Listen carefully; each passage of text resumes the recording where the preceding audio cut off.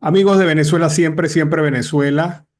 Hoy tenemos como invitada especial a María Andreina de Gracia, hija del dirigente político venezolano Américo de Gracia, actualmente detenido por el régimen de facto en Venezuela y sometido a una situación de violación constante de sus derechos.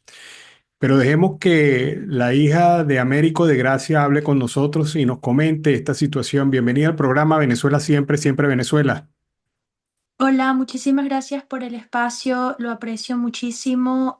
Sí, bueno, mi papá, Américo de Gracia, ya lleva casi 7 meses secuestrado por el régimen de Nicolás Maduro y ahorita lo más importante y lo que estamos denunciando, si bien es cierto, nuestro fin es su libertad inmediata.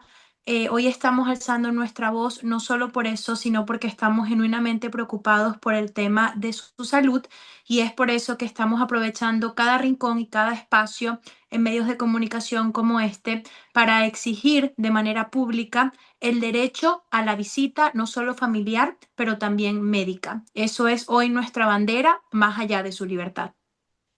Andreina, ¿no han tenido ningún contacto con su padre en estos meses?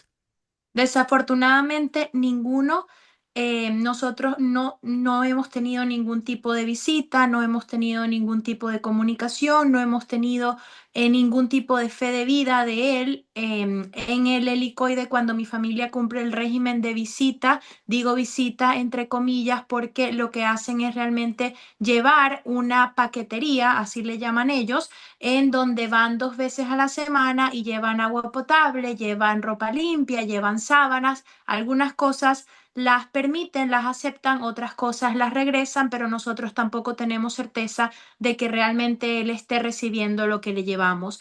No nos dejan saber ninguna información. Cuando preguntamos, lo más que dicen es él está bien, nada más de eso, pero ya han pasado casi 7 meses de aislamiento y de incomunicación.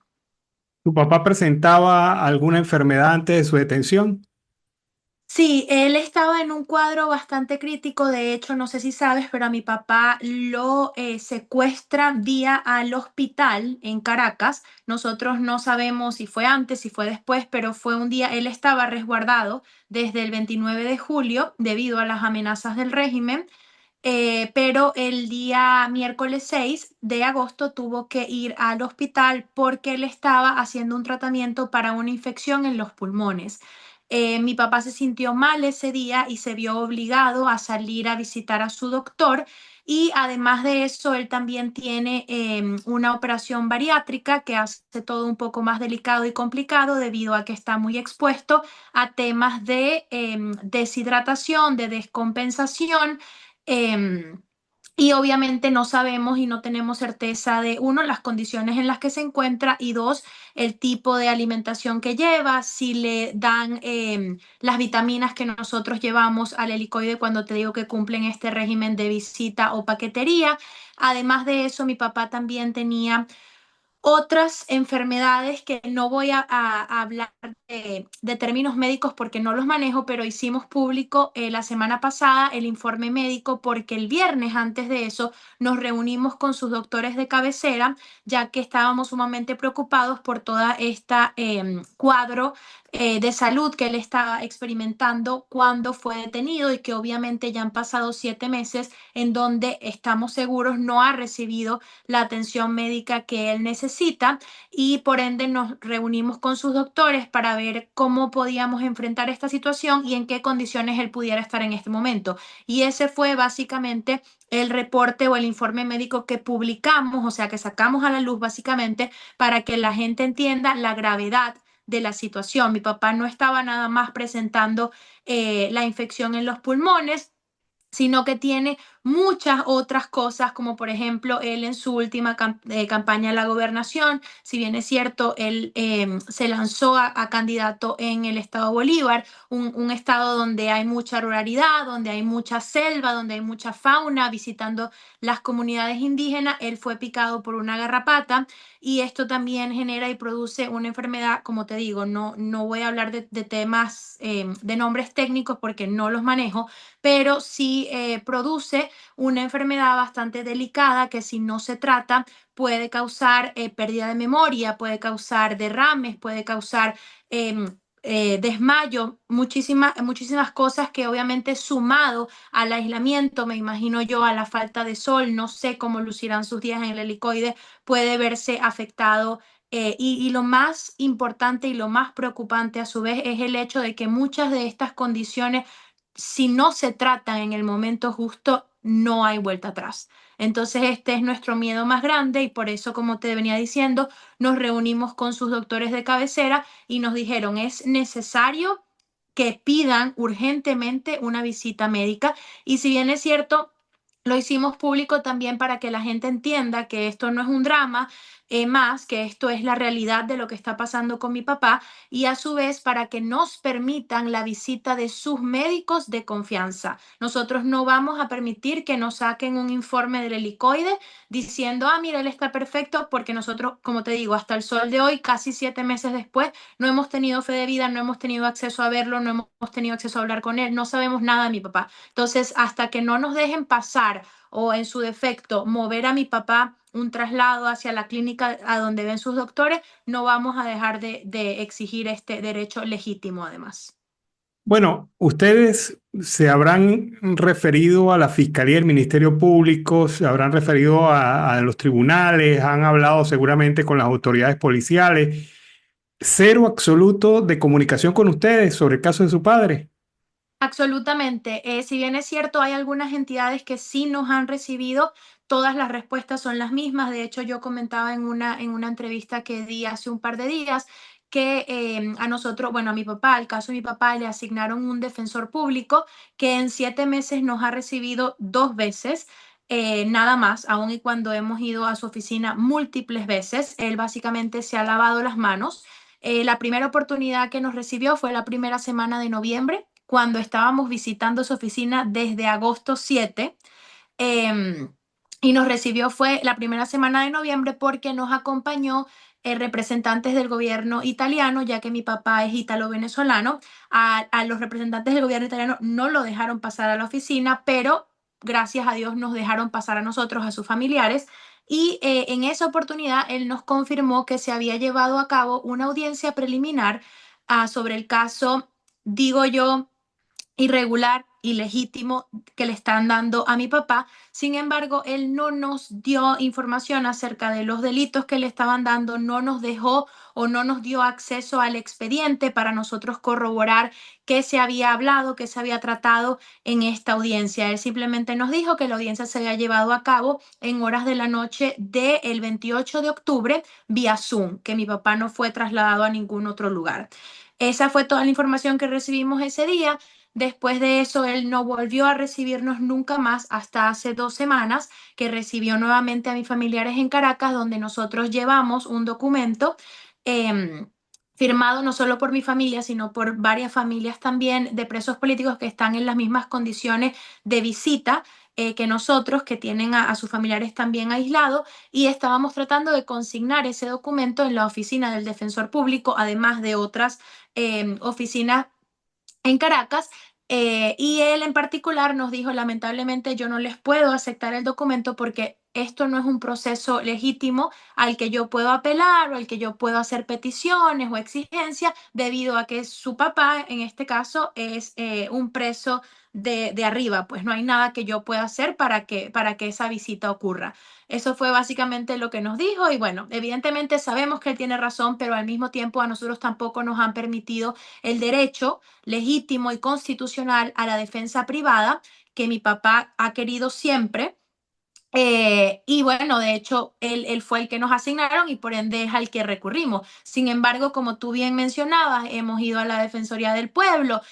Mira, hemos tocado cada puerta que alguien se pueda o no imaginar y las respuestas siempre han sido la misma. no tenemos acceso al expediente, no sabemos las condiciones en las que se encuentra, Américo de Gracia es un preso de los de arriba, no hay nada que nosotros podamos decir o hacer con respecto al caso. Aún y cuando te digo, han pasado casi 7 meses y mis familiares en Caracas siguen yendo semanalmente a cualquier nuevo departamento que nuestro apoyo legal privado nos ha recomendado. Sin embargo, ellos no tienen la potestad de defender realmente a mi papá porque no nos han otorgado el derecho a la defensa privada.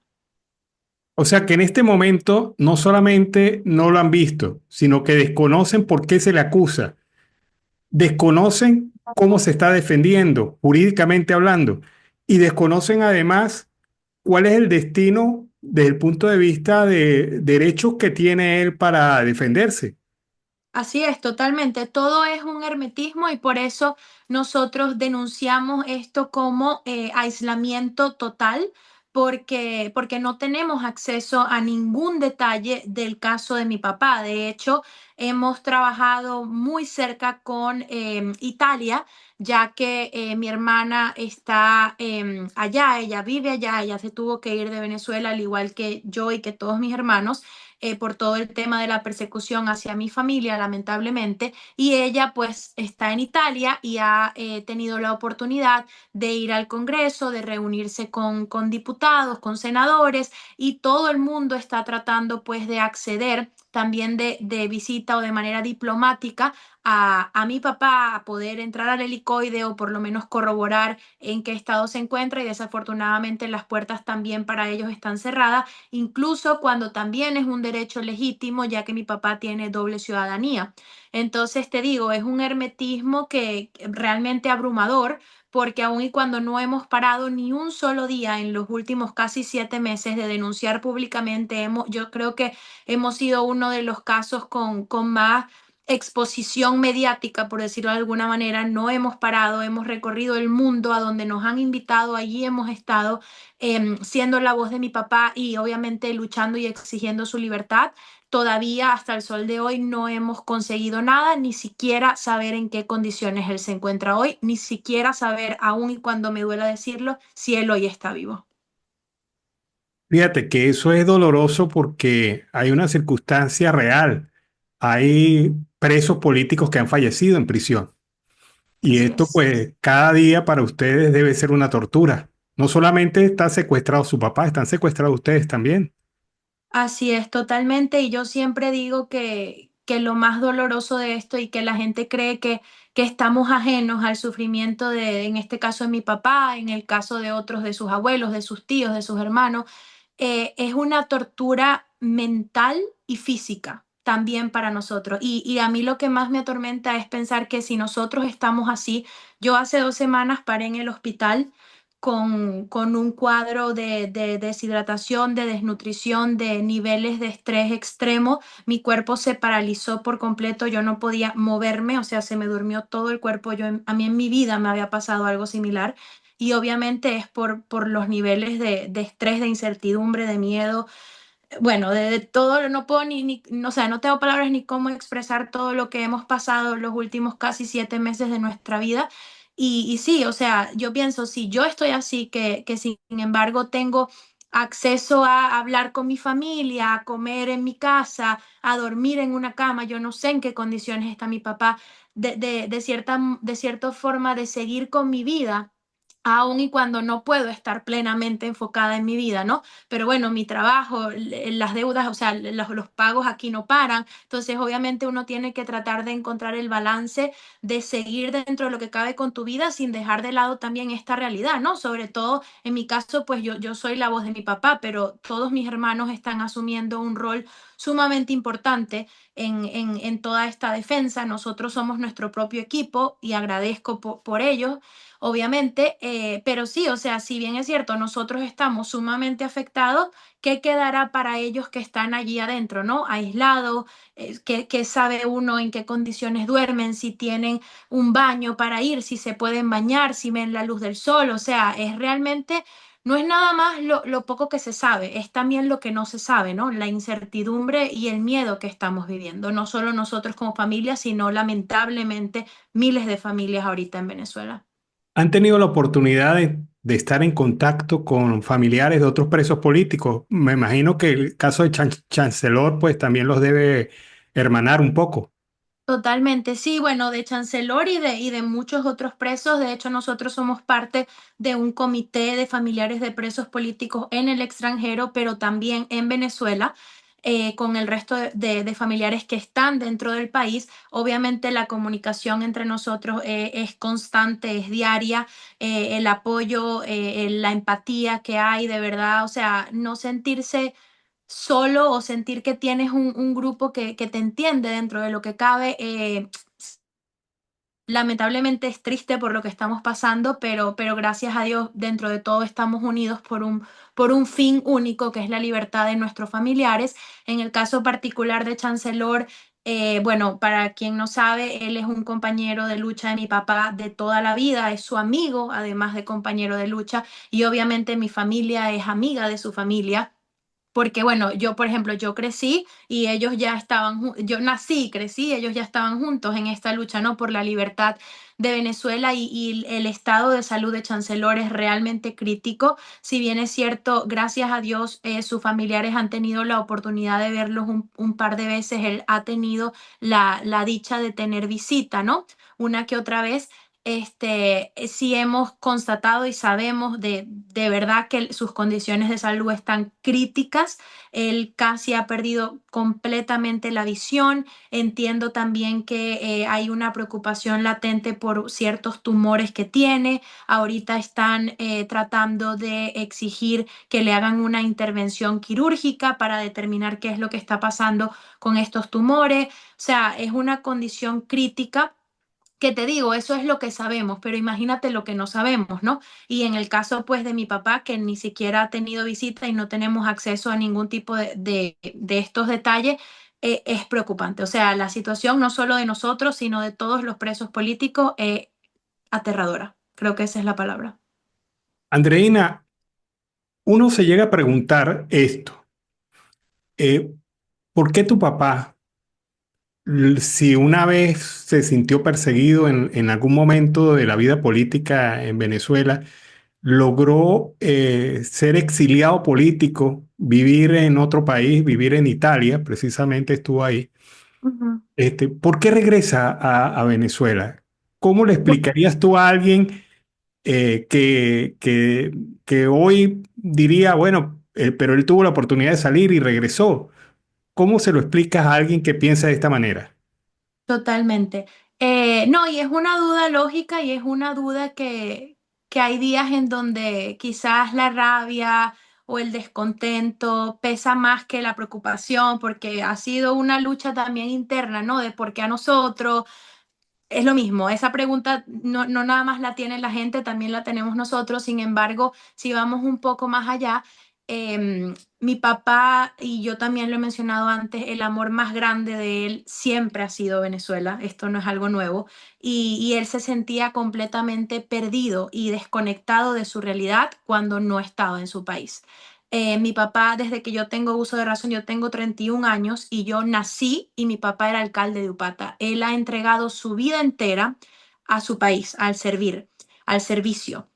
Entonces esto no es algo nuevo, todos los sacrificios que él ha hecho por su país, pero también que nosotros hemos hecho como familia por su amor a Venezuela, han sido sacrificios muy grandes.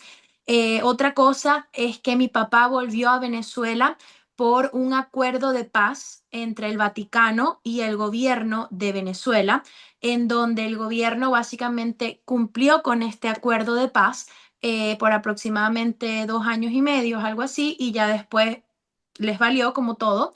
Y volvió la persecución pues hacia mi papá. Este acuerdo de paz era básicamente un tratado en donde el Vaticano negociaba de cierta manera con el gobierno de Venezuela para que políticos que estuviesen exiliados específicamente en Europa pudieran volver a su país, bueno, protegidos por el acuerdo, pues básicamente. La negociación de qué le ofreció el Vaticano al gobierno y todo esto, yo no tengo acceso a eso, ni creo que nadie tenga acceso a eso honestamente más que ellos, ¿No? pero esa fue la medida que permitió que mi papá regresara del exilio, pues, a Venezuela. Andreina, finalmente, ¿qué mensaje le lanzas al país, a los venezolanos, a aquellos que incluso, ¿por qué no?, pueden estar indiferentes frente al drama de los familiares de los presos políticos? Bueno, yo creo que la empatía es algo que nos debe caracterizar como venezolanos dentro y fuera del país, porque yo creo que nadie se salva de la realidad que estamos viviendo, estés dentro o estés fuera del país.